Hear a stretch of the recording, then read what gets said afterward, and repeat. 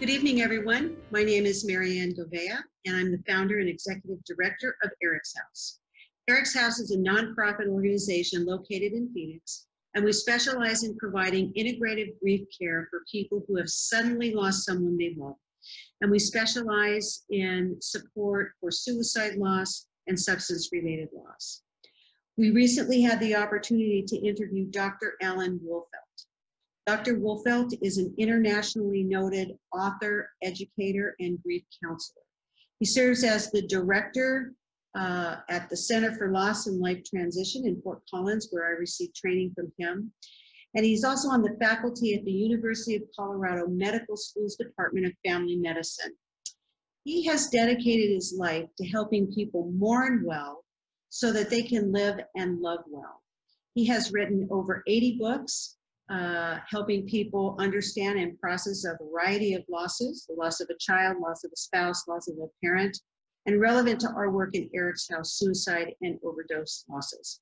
So I'd like to introduce you to Dr. Alan Wolfelt. The invitation to join you this evening. It's an honor.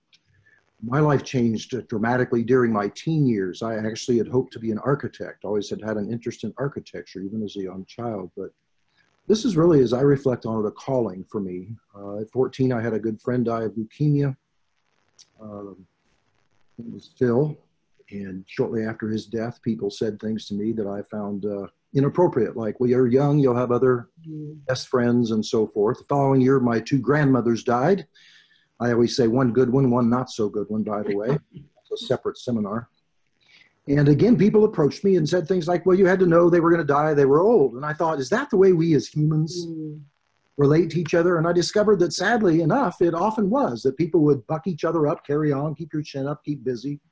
So at 16, I wrote a mission statement and sat down with my very caring dad, who was a lay leader in our faith community and just a kind of person that modeled for me having the heart of a caregiver. And I said, Dad, I want to have a center for loss, hopefully in the foothills of Colorado, where I am this evening.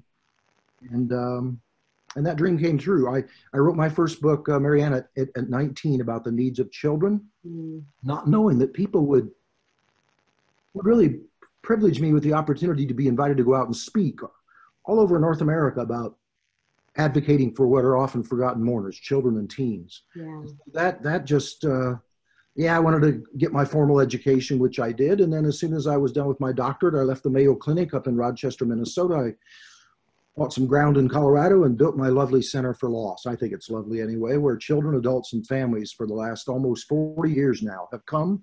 As you said, if we can help them mourn well, they go on to live well and they love well. So that's, yes, thanks for asking. That's a little piece of, I guess, related to my why. Why do I do what I do? I think if we as a society can mourn well, that we can live well and we can love well. Yeah.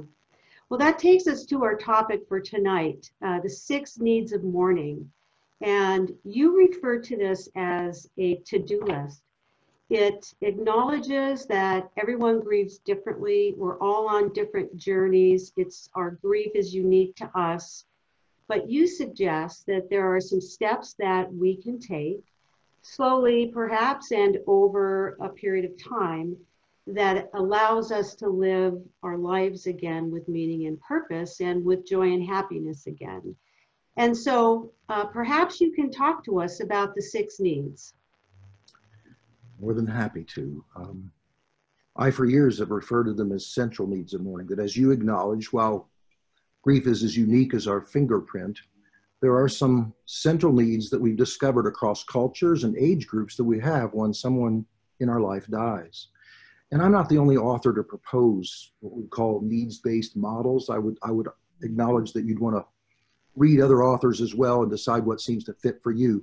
But we did years ago in general in death education and counseling shift from any kind of stage theory to more of a needs-based model. Bill Warden at Harvard talked about 4 tasks. Teresa Rando talks about her R processes. But for many, many years, I've written about my perception, having walked with thousands of people in grief, that there are 6 central needs we have that we have to actively dose or acknowledge in order to integrate loss. And what are they? 1, the need to acknowledge the reality of death. As hard as that is, we have to go from our head knowing to our heart knowing, because attachment and love is anchored in our heart, not just our head. Mm-hmm. And so there's no rewards for speed to get there. But I often call that, by the way, the linchpin need. Mm. I see somebody who's not able to, over time, come to acknowledge the death or to try to deceive themselves around circumstances of death. I'll tell you that in my 40 years of experience, that inhibits the ability to do any of the other needs that I'll now go on to acknowledge. The second need is to befriend the pain of the loss. And by that, I mean, I don't mean that masochistically. It's to understand the role of hurt and healing, that when we make attachments and then that there's separation, we're going to have symptoms, or a word I prefer is signals, that reflect that we're in pain, we're suffering. And as our culture's lost an understanding of the role of hurt and suffering, many people run the opposite direction of that, and they ultimately end up becoming their own worst enemy. Mm-hmm. Because as it's been well said, the only way to the other side of grief is through it. And so by the second need, I mean befriending that pain. Third need, to remember the person who died, to know that death ends a life, not a relationship, that we slowly over time, again with no rewards for speed, we work to shift that from presence to memory. I always say, in the context of a musical metaphor, you must listen to the music of the past so you can sing in the present and dance into the future. And within that need, Dr. Wolfelt, there's the topic of triggers. So when you remember the person who died, oftentimes you can be triggered, and that that feels bad when we get triggered, but it's very necessary. Right. When we have a grief burst, call it what you want, that often is tied to either a sensory experience, seeing something, hearing something, smelling something. Certainly, we're going to be triggered to go backward before we go forward. Unfortunately, some people think that's always negative. And yet, to me, it's always been those who go before us saying, don't forget me. Here's a time to give attention to me, to acknowledge me. And so sometimes I think we misunderstand the concept of triggering, when I like to think of it as a grief burst that's, again, inviting us to do additional work on that particular need of mourning, to hold up memories, to know that Kierkegaard was right when he said many years ago, he said, while life must eventually be lived forward, it's understood and it's given meaning to backward. So when you have a trigger that invites you to go backward, don't shame yourself. Don't think there's something wrong with that. Acknowledge that you're now going to have to give additional attention to it, however. Yeah. Fourth need, develop a new self-identity, because we all know who we are because we have mirrors in our life. I'm a husband, I'm a father, I'm a best friend. Think of some of your listeners out there could think of who they are in relationship to people around them. When somebody dies and you lose a mirror, I've had hundreds of people come into my center here and say things like, I just don't feel like I did before. Well, of course you don't. You've lost a mirror. Someone in your life has died. Yeah. When we lose a mirror, we experience what, some people formally called identity diffusion, which is essentially that you've lost a sense of who you are. Because you don't just mourn the physical loss of someone, you mourn your lost sense of self. I've had thousands of people say to me, when he or she died, I felt like part of me died too. And that's part of that reflection of lost identity. Yeah. Fifth need, to search. Gosh, I could talk for 2 hours on each of these needs. You probably know, but anyway, thanks for asking. The fifth need is to search for meaning. That I always say, those who do not search do not find. And sadly, in our culture, many people think that searching for meaning should be given to someone who's bereaved from the outside in. So they come up and they give outside in messages. Well, do you have other children, or you had him 50 years? Mm-hmm. So one thing I just briefly introduced around this need is to know that search for meaning occurs from the inside out. And often it's reflected in language like, why him or her? Why now? I always say, why precedes how, particularly in the face of sudden traumatic death. It's organic to say why. So I plead with any of you out there, never say to someone, don't ask why, because we've come to understand that's a meta communication about, I've lost meaning, I'm searching. Will you be present to me and enter into the wilderness of the search? Or will you think from the outside in, you're going to shut that down? So that's the fifth need. And then the sixth need really ties to your mission there at Eric's house. It's ongoing support, because mourning by definition is the shared response to loss. We can't do this by ourselves. It's bigger than us. It's the most humbling experience of our lives. So thank goodness for organizations like yours that offer support groups and individual forms of support to create that context to give ongoing support. Because the day doesn't come when you wake up and say, I'm done. Mourning never discreetly ends. Only as time goes on and you do your work, it may erupt less frequently, but it will erupt. And when it does, we need our fellow human beings. Yeah. Grief is internal.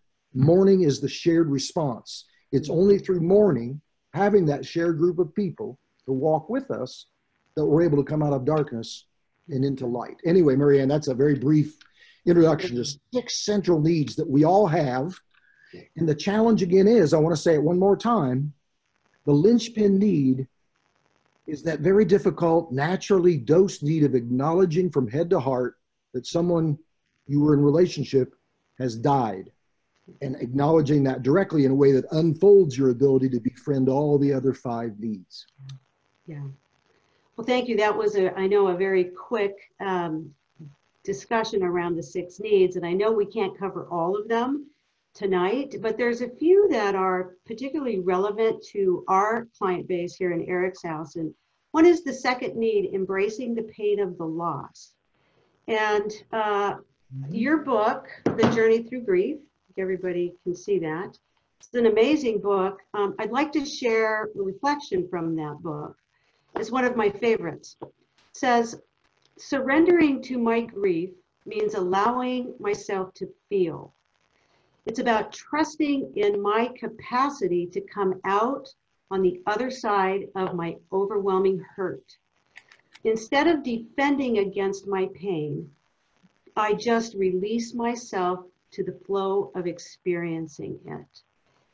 And I know that was very difficult for me, and I know it's difficult for our clients, because it is just so unbearable.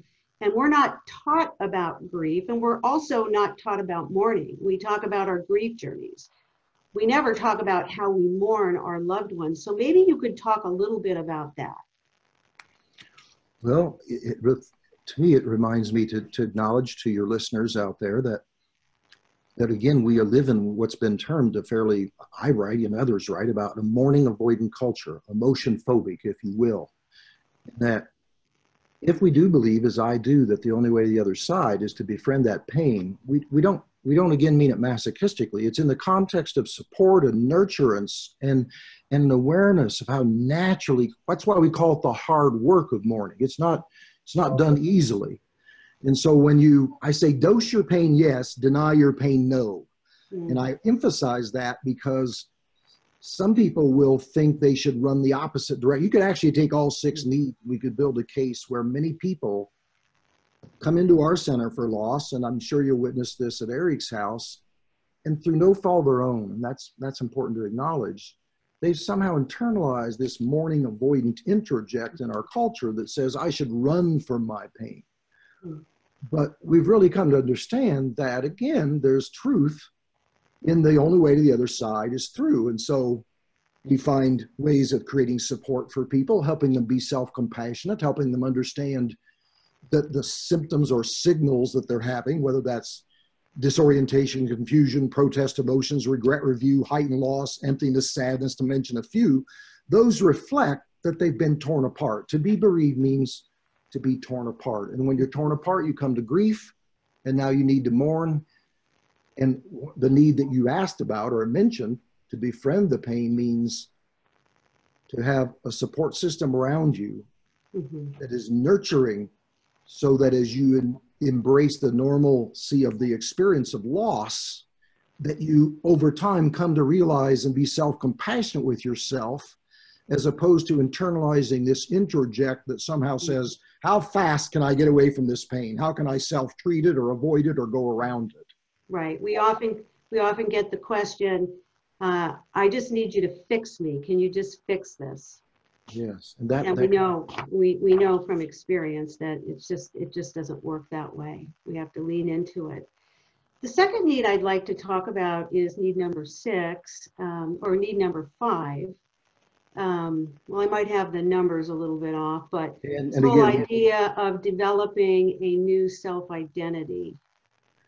So in my writings, it's the fourth one, but that's irrelevant. And because again, remember, while there's some sequence issue that if you don't acknowledge a death, it inhibits the other five. We don't want to ever think of these as orderly, predictable in that sense. Anyway, so the fourth need, developing a new self-identity. Yeah. I have another reflection I'd like to share with our viewers, and that is also from your book. That says, healing my grief is not in the future. It is in the here and now.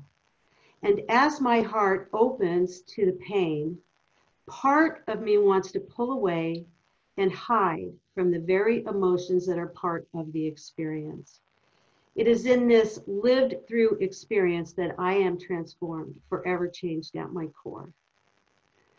And I mentioned earlier that, you know, I went from corporate America into doing this work because I was very much changed at my core. And I know for some of these losses that we deal with inside Eric's house, it happens to a lot of our clients. And so maybe you could elaborate on that a bit. I guess I would again remind us that we all have mirrors in our life. The mirror is the word that I'm saying. Sometimes people will hear me say that and say, what are you talking about? We have mirrors in the context that I know who I am and you know who you are, because every day we have interactions with others that help us have defined roles, whether that's your husband or your child or your friend or your sibling or whoever. So when someone dies, we don't flip a switch and go, now I know who I am.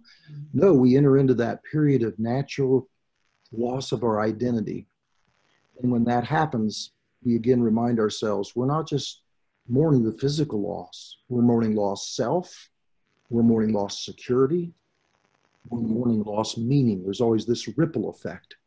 And that fourth need of lost identity ties in many ways to all three of them in some way, shape, or form, but in particular, that lost sense of security, because we're in relationships in large part because they infuse meaning and add identity to our lives. So when someone dies that's given us meaning and given us identity, we're thrown into this place of liminal space where we're betwixt and between, where I don't know who I am.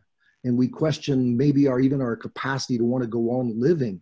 So there's a real interface, Marianne, between, I believe, that fourth need of losing your identity and losing a sense of meaning in your life. And people come into our center and they give us cues all the time. Can you be present to me in this wilderness, if you will, metaphorically, that they're in? Or are you going to try to pull me out or move me to the left or the right?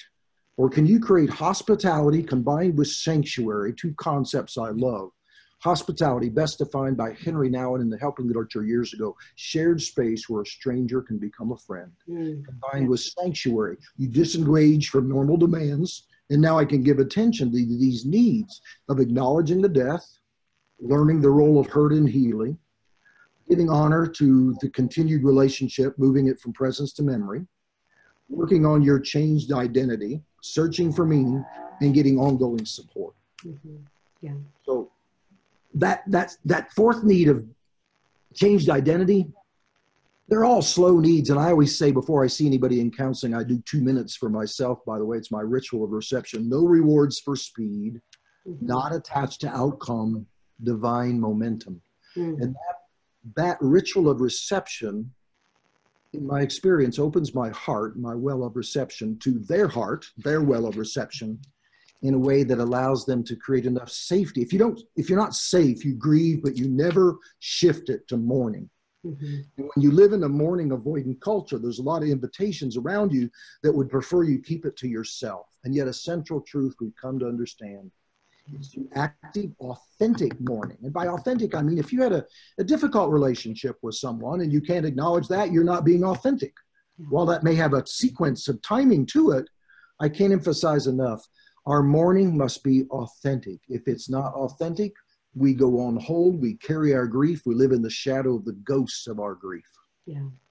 Yeah, and it's like I mentioned earlier, we don't really talk a lot about mourning as being the outward expression of our grief. And I think that's part of the learning when you suffer a loss.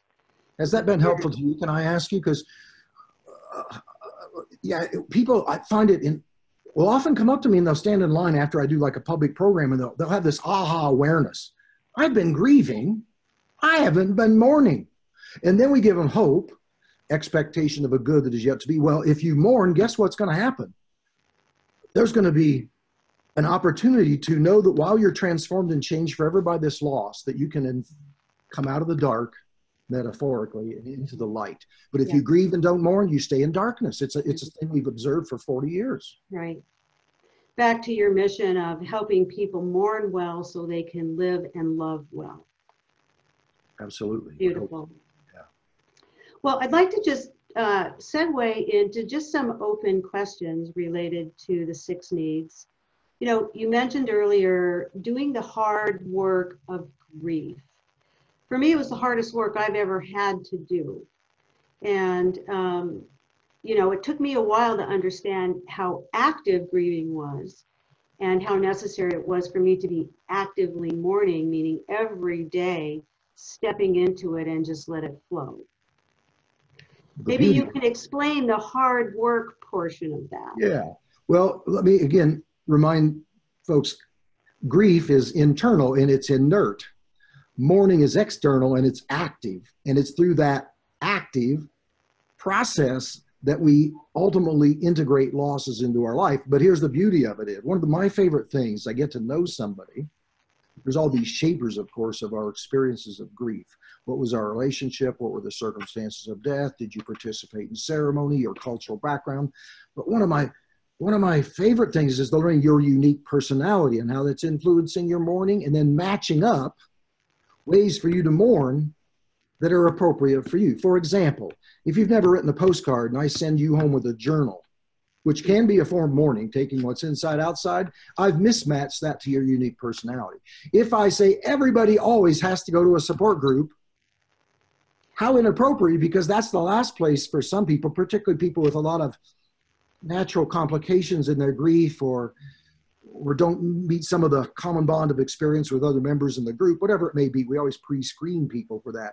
My point being, the beauty of mourning is there's no one way to do it. It's lovely to study it across cultures so that we don't sit in judgment that if somebody's keening, they're not doing well. Keening is done in many cultures, loud, guttural, visceral sounding noises of protest. Well, as long as you aren't hurting yourself, hurting somebody else, or destroying property, I shouldn't send any kind of judgment of what you're doing with your mourning. But if I get to know you as a personality, and I got a large tool chest of ways in which we can access your mourning that creates it becoming more active, then we get to witness the beauty of how somebody may have come in initially. They can't even say their precious child's name or their spouse's name. And then we help support their mourning, and we help them dose those needs that we articulated. And that person will often come to me and say, well, I may not be ready yet, but could I take one of your trainings and learn how to support others? Just like witnessing you and watching you evolve over the time, participating in our trainings and then living out your mission and helping others. What a beautiful thing. Yes, if we actively mourn, we're transformed, we change. We don't resolve grief. That denotes we're returning to some old normal, but we integrate it, we reconcile it. So those are some thoughts. And again, I'm going to say it one more time. Yeah. Any caregiver out there listening, let the person teach you ways in which they'll feel safe to mourn. Keep developing a multitude of avenues through which you can then match up ways for a person to mourn, but make sure it matches the unique personality, and keep asking yourself, is this person teaching me they'd feel safe to mourn through the use of journaling or attending a group or using arts like music or whatever it may be. Mm-hmm. Anyway, I probably went on a little too long there for you. No, that's good. Get y'all excited here. Yeah, you know, we talk, and of course we talk about it inside Eric's house with our groups, that this concept of dosing. Maybe spend a minute on that. Well, dosing I've written about extensively because too many people don't realize there's no rewards for speed with grief. Grief, it demands 3 relationships that have kind of flip-flopped that I've written about in my book called The Paradoxes of Mourning that disallow dosing. But what we mean by dosing is there's times you give focused attention to your mourning. There's other times you need a time out, or you die of a broken heart, literally. So thank God for denial. Yeah. You know, I always say, thank God for denial, but there comes a time to do that linchpin need, slowly and gently, of acknowledging the reality of that death, as hard as it is. So the concept of dosing is allowing yourself to know it's okay to take time outs from active engagement in those needs of mourning, for example. Does that make sense to you? It sure does. And it reminds me about self-care, take time out, which none of us really do. Very good with self-care. When we ask our clients, what are you doing to care for yourself? They throw their hands up in the air. We just don't know what to do.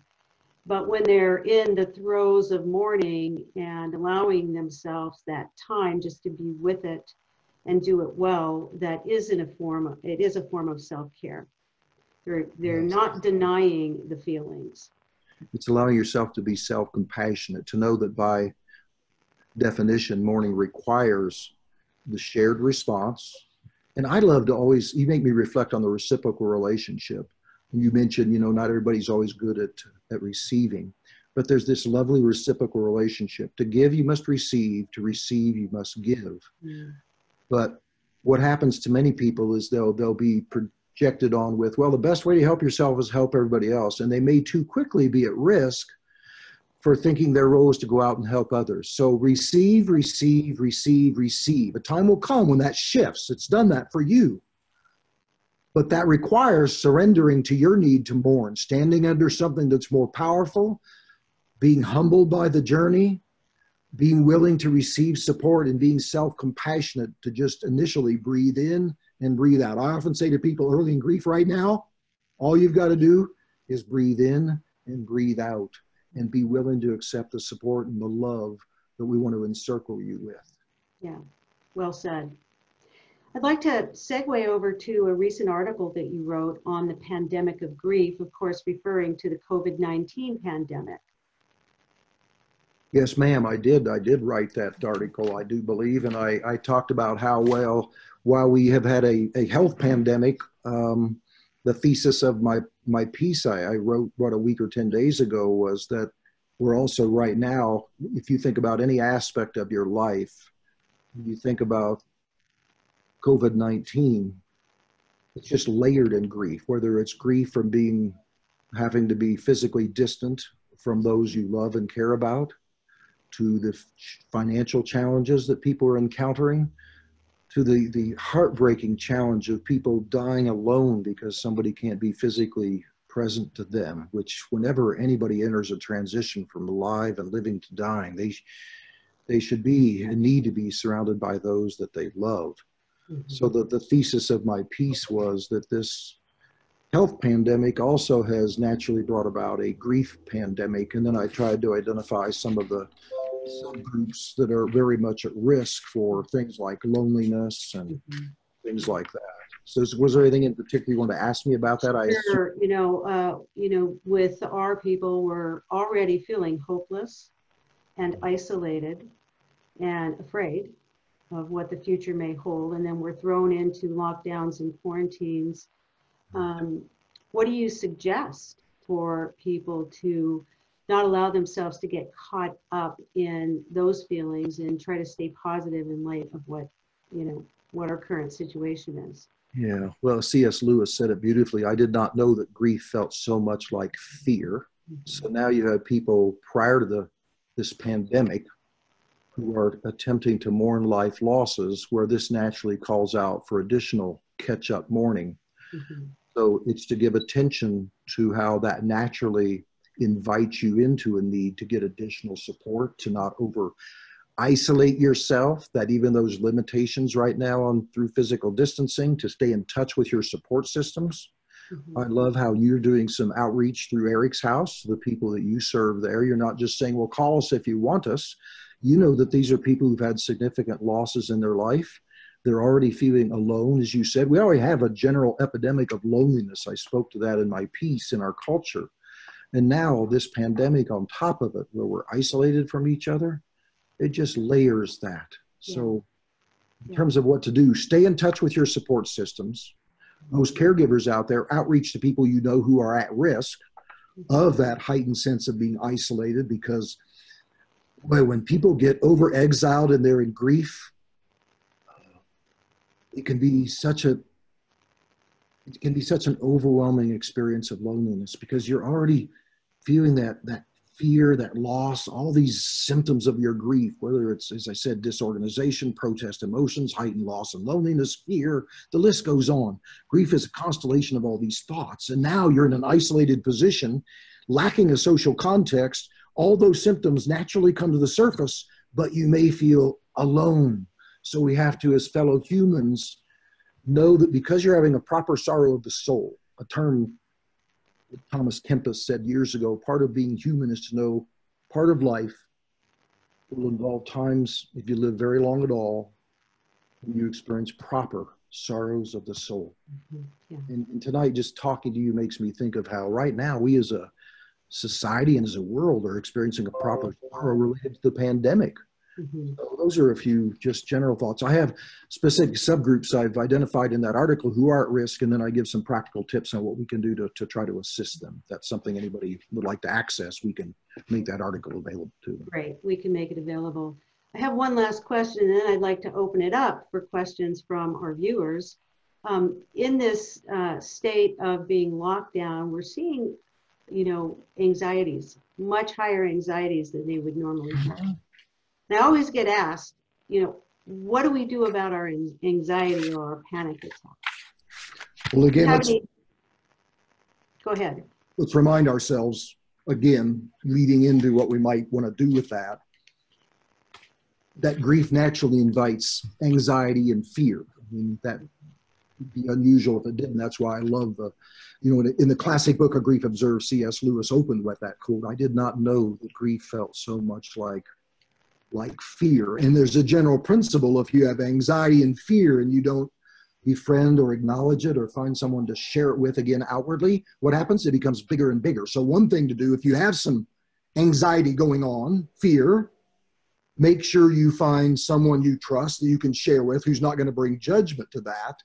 Mm-hmm. But then find practical things you can do to help you kind of counter, if you will, that fear becoming a panic attack. Or if it does a panic attack, make sure you go in and get help, because that's often symptomatic of a need to go backward and give attention to losses that you've encountered along life's path. But in my new little book on loss overload, I talk about real practical things that you can do that relate to helping soothe your soul related to anxiety. And those are as practical as deep breathing techniques, carrying a touchstone object so that when you have like a grief burst, anchoring yourself, having an affirmation to go to affirm yourself. And something as simple as even going out into nature can be very anxiety or stress reducing. Sure. So those are just some real practical things. Finding things that can soothe and calm you. Yes, yes, self-soothing activities, if you will. Okay. I made a whole list the other day for somebody who asked me to give me a list, they said, of some quiet, calming activities. And among them were things I came with like nurture your spirit, sit in stillness, stay connected, love yourself. If you're a journaler, journal your thoughts and feelings. Engage your body, because psyche and soma go together. Cultivate kindness, be generous, have gratitude. The list goes on and on, but there's a multitude of things we can do when we're anxious to soothe our soul or to calm our anxieties. Yeah. Well, I think as we've talked, it might be your next book. All right, I'll take that on. Okay.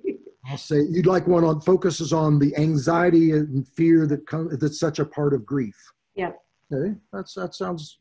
I did one on depression and grief. I think we deserve to do one on anxiety and grief. Okay, Oh, sounds good. what an honor to visit with you about this. This is enjoyable. Thank you. I'd like to turn it over to Patty. By the way, Patty is our board chairman, and she's facilitating our Q&A session for us. So Patty, I'm turning it over to you. Thanks, Marianne. If any of you have questions, there is a chat box, and just type in there, and I will do our best to get to all of these. At this point, the legitimate time for ending in the calendar said 6:15, but Doctor has agreed to stay a little bit longer so we can get through the questions. So I'll stay till midnight or so. That's no problem. Yeah, that's right. Thank you so much. No rewards for speed now. Just That's kidding. right. That's right. I think we've allotted another 6 or 7 hours for you, so it's not. Oh, there you go. There you go. First question, you've talked about changing our relationship from a physical or present relationship with the person who died to a relationship of memory. Can you please explain that further? Absolutely. Well, death ends a life, not a relationship. And so we have to give honor through tangible ways of acknowledging that while someone died, they lived. So you can do that through things like making sure, historically, for example, we always had more pictures up after somebody died than when they were alive. Sadly, today in a mourning avoidant culture, if you do that, there's going to be a segment of people who come over and inappropriately use words like, well, I see you've created a shrine. And I always say, lean into them and say, actually, it's a temple. Let me tell you about it as you give honor to those that go before you. So we want to do things that acknowledge the reality that we still are in relationship with people that have died. But at the same time, that interfaces with the need to acknowledge the reality that they have died. I just did a consultation not long ago where the linchpin need of mourning, acknowledging the reality was such that there was a total denial of 8 years after the death of how the person died.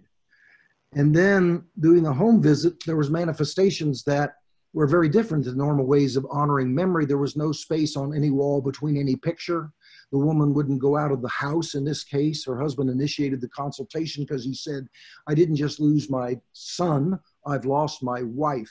She was among the living dead. And she wasn't shifting from presence to memory. She was waiting for him to come through the door. So I'd also add there's often a relationship between that need to acknowledge the death and your ability to make that shift. And we don't look at only one behavior. We look at a constellation of behaviors that might indicate that you're teaching me non-verbally even that you're not able to acknowledge the death, and that's inhibiting all the other needs of mourning. But please find ways to give testimony to those that go before you, whether that's through, you know, I have my dad's 1945 Bulova watch. I've got a picture of him in my living room.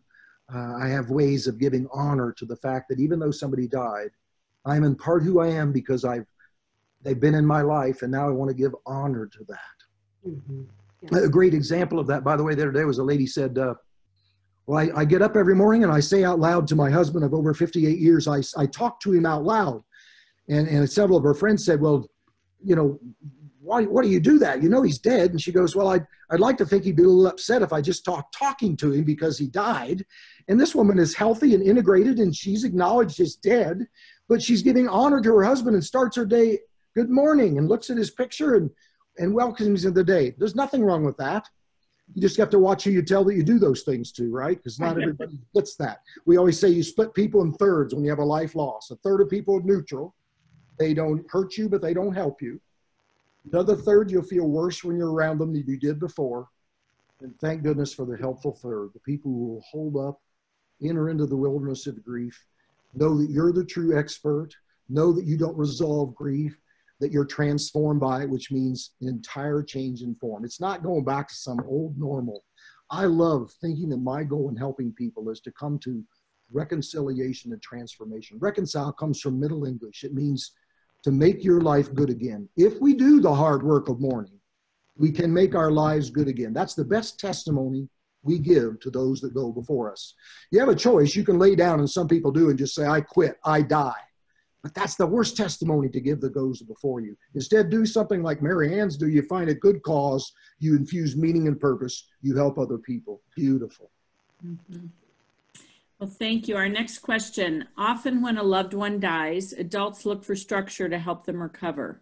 But what about young adults, teenagers? Do you find that these 6 needs are effective to help young adults work their way through grief? Yes, those apply to children, teens, and adults. However, there are special needs.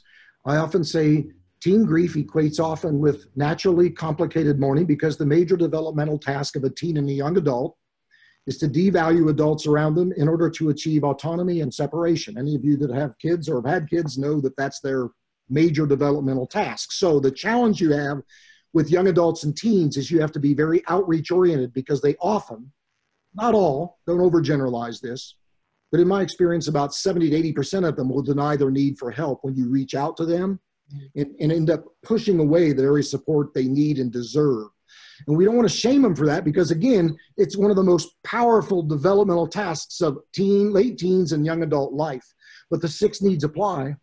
But the big key to our caregiving role is be outreach oriented. And if it can't be you, particularly if you're part of their family, family's a pressure cooker. They'll unconsciously protect you from your pain by denying theirs.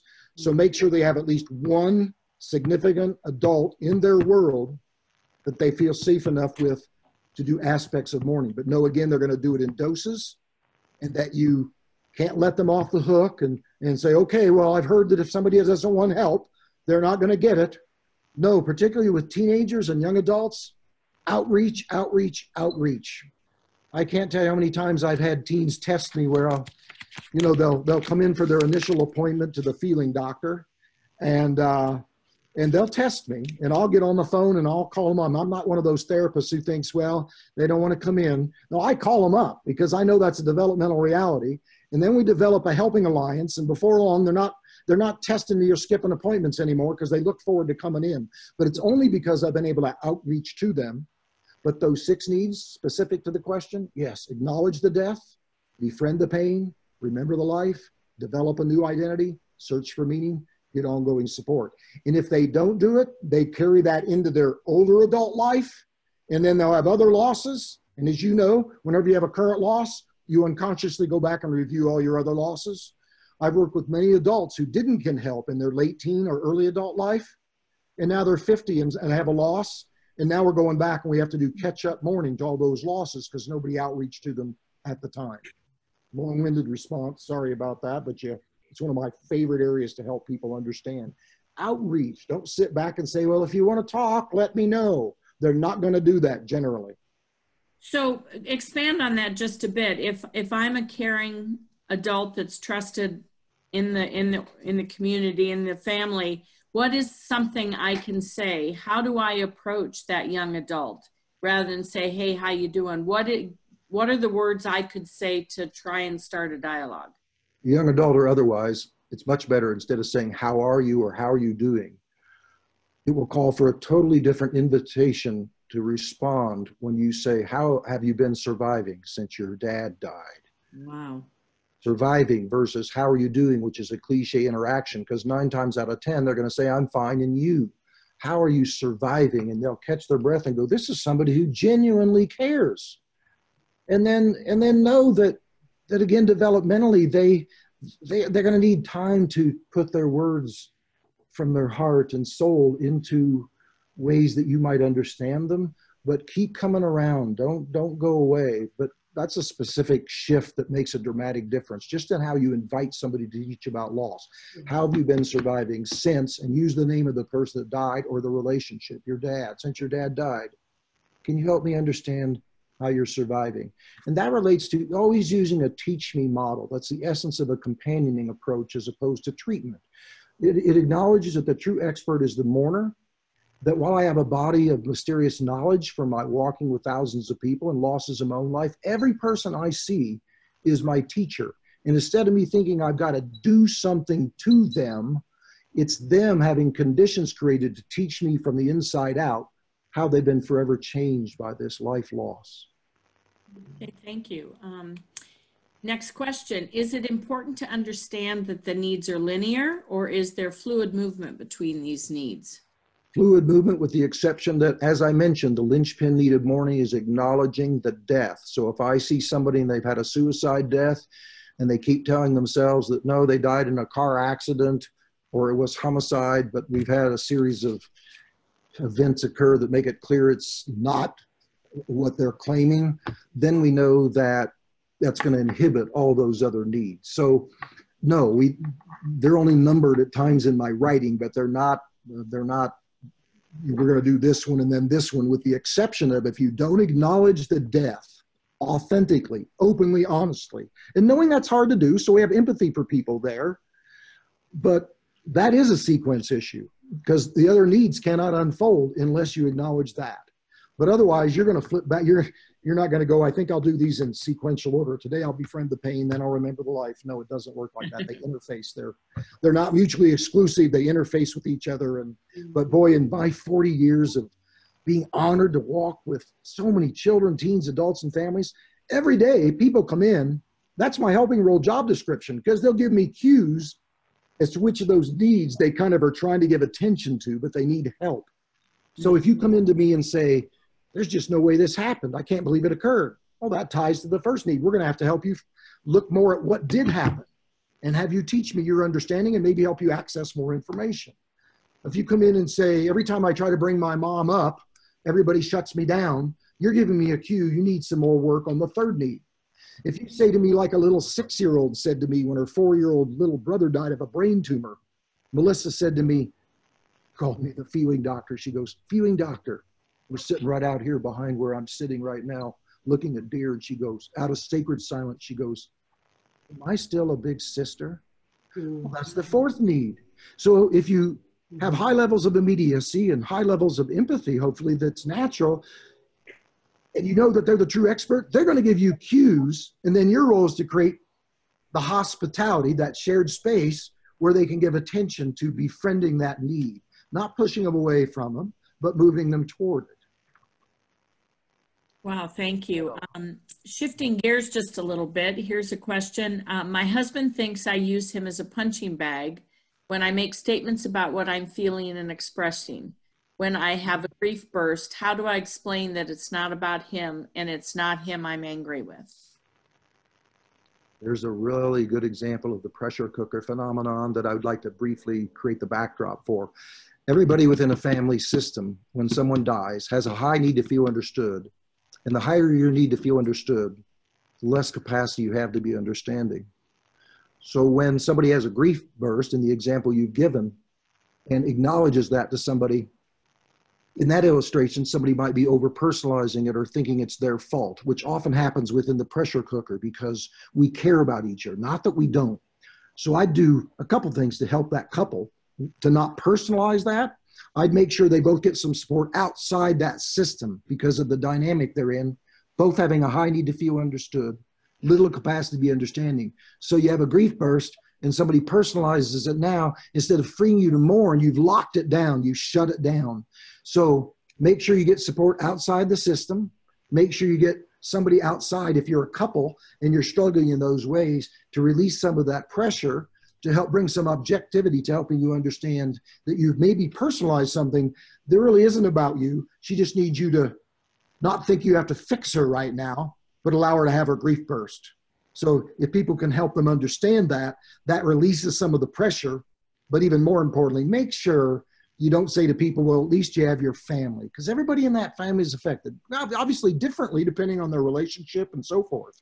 But to release the pressure, I'm a family therapist.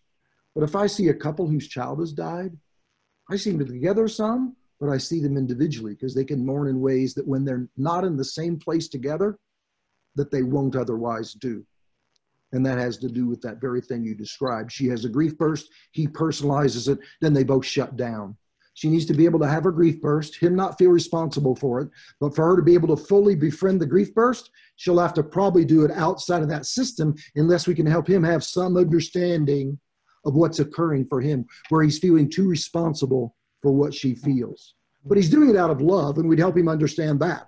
I always say I never push Kleenex on people, except if my wife cries, I can't get to the Kleenex box fast enough, right? That has to do, not that you don't love somebody, but that you do. So when they hurt, your instinct is to want to shut that down, when really it needs to be able to be present to that. That's just a little introduction to that concept, yeah. That's a session on itself. Doctor, what are some of the unique challenges of death by suicide and grief? Oh, goodness. I equate suicide grief, of course, with natural complications of grief based on just the special features that come into play. You have three things come together in combination, for example: premature, unexpected, calamitous. Premature in the sense that we hope people live their lifespan out, but now no matter what age, when someone dies by suicide, death by just another name, by the way, never use the word commit, thank you. You have an element of it being premature. It's unexpected. So you come to grief before you're prepared to mourn. Somebody comes into your house or knocks on your door, the phone rings, and all of a sudden you learn that somebody was alive and living one moment has died. And it's calamitous, that third element, in the sense that if you believe, as I do, in the sanctity of human life, you want people to live, to not take their own life. So you have those three things coming together in combination. And then you're still anchored that while we've come a long way in stigma and taboo in our culture, where many people, I have people every day come up to me and whisper, will you be talking about suicide? And they drop their voice telling me that they've internalized that. So, gosh, I have a 4-day training that I think Marianne and others have attended, where we look in depth at the natural complications, but remind ourselves that regardless of how someone dies, those 6 needs apply that I highlighted. People deserve and need that support and are often at risk for grieving but not mourning because of the stigma and taboo that still surrounds suicide. And again, we need to be so outreach oriented to get people with other people who've had similar experiences, because our research clearly shows one of the most huge ingredients of support groups is the common bond of experience. So I try to bring survivors of suicide deaths together in ways that create healing ingredients very different than in a mixed loss group, because it acknowledges that healing ingredient of the common bond of the experience. That's just a very brief response to your question. We do see some similarities between suicide and overdose losses. Yes. In that they are sudden, unexpected. There's a degree of self-harm and layers of guilt, regret, the woulda, coulda, shoulda process that we all go through. Yes, you were very helpful to me, as a matter of fact, in reviewing a little resource I recently wrote on overdose deaths, and I remember you commenting about that overlay, Marianne, and that's so very true, and I hope I gave that justice in that writing about the significance of the loss to overdose deaths. And there is that overlay, absolutely. Again, one thing you make me think of too is that, you know, I'm big on being very tentative, that good caregivers are tentative, that we don't prescribe, but we know that based on certain circumstances, people may teach us that certain things are experienced, like potentially things like guilt, but it's one of the most prescribed ones for people. Oh, I bet you feel guilty. No, that's an outside-in message. Some people might feel that, others don't. So a reminder to any caregivers out there, let people teach you what applies and what doesn't. Don't be what I call a grief buster, where you say, this is what you're going to experience. And you just reminded me of that beautifully, because you mentioned a few emotions people might have, and I know you do that very tentatively. But I just want to warn the listeners out there, don't go up and tell somebody, oh, I bet you feel guilty. Well, I didn't until you brought it up, you know? So be familiar with what people might experience, and then let them teach you, and then know how to be responsibly supportive depending on what they teach you they're experiencing. Yeah. Okay, I'm going to wrap it up with one last question, and then we'll close out. When people say unhelpful things in moments of grief and need, what are ways to set boundaries with that person to prevent them from giving those unsolicited advice or thoughts in the future? What a lovely closing question tonight. One, have grace. They know not what they do. I say that meaning that most people are well-intended. They just never, through no fault of their own, have learned. So maybe they come up and they say things like they did to my mother after my dad died, 4 months after their 50th wedding anniversary. Everybody, to a person, she said, approached her and said, well, you made it to 50, or you had him 50 years. So if we just use that as an illustration, my mother called me on the phone and said, you've written a lot of books about this. You better tell me what I could say to these people, or I'm going to hit somebody. And I said, okay, Mom, you're spunky, but have grace. They know not what they do. The next person that says it to you, I want you to look them in the eye. And I taught her a form of what I would teach anybody. It's called supportive confrontation, so that people don't go out and keep repeating, saying horrible things like that. But remember, early in your grief, you don't have the energy to be an educator about the fact that they just kind of secondarily victimized you. But what I said to my mother was, Mom, have grace. They know not what they do. Look them in the eye and say, I know you're trying to be helpful when you say that, but do you mind if I tell you why it's not helpful? And 9 times out of 10, people will give you permission to do it. And then I said, now you go on and say, you know, but Don was a pretty darn good man. I think I might have taken him another 50 years. And you hung up the phone after I taught her that. 30 minutes later, my phone rings. Yes, Mom, it works. Dead in their tracks. But she did it with grace by asking permission to teach them, and also to note, I know you're trying to be helpful, but can I share with you why you say that? And now fill in the blank. Because think of all the things people say. God wouldn't give you anything more than you can bear. One door closes, another one opens. Well, you have other children, you know. I think we can find somebody for you. You're still fairly young. Can we get you on Match.com? Every day at our center, people come in and share with me the most ludicrous things that people will say. And then I have to kind of remind them, have grace. They know not what they do. Now let's be gentle with them and teach them that, like, you know, you can do different. You did what you knew how. Here's a great Maya Angelou quote tonight we can close with. You did what you knew how to do, but if you learn to do different, you can do different. As a society, we need to teach people around grief and mourning to be able to do different. Don't buck people up. Invite them to teach what it's like when you're surviving a loss that's changed your life forever. Well, thank you, Dr. Marianne. Could you show the book again? We've had a request for that, and then I will let you close it out. It's called The Journey Through Grief. It's a very easy read. It's just loaded with reflections and insights and information. It has some room for journaling, and it's just really good. I highly recommend it. Dr. Wolfelt, I wish to thank you on behalf of everyone on the call and the Eric's House team. I really thank you for your time and for sharing your wisdom and insights with us. And for our viewers, you can learn more about Dr. Wolfelt by visiting his website. It's www.centerforloss.com. And on his website, you'll find a lot of articles that are relevant to various types of losses. He's got a number of books out there, Alan, 80 some odd books.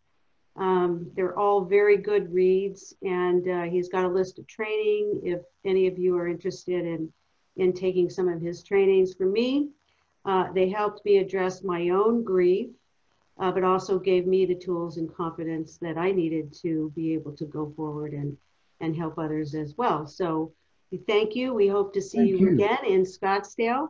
Oh, absolutely. Thank you so much, and wish you so well with Eric's House. What a tribute to your precious son. And I can't thank you enough for just giving me a little time to talk with the listeners about my passion for grief. And I wish you well with your mission, and I hope to stay connected to that and be supportive in any way I can. And thank all the folks for listening in tonight. Yes, the capacity to love, it requires the necessity to mourn. But if we go on to mourn well, we can live well and we can love well. Thanks for having me. Okay, thank you. Thank you, Doctor.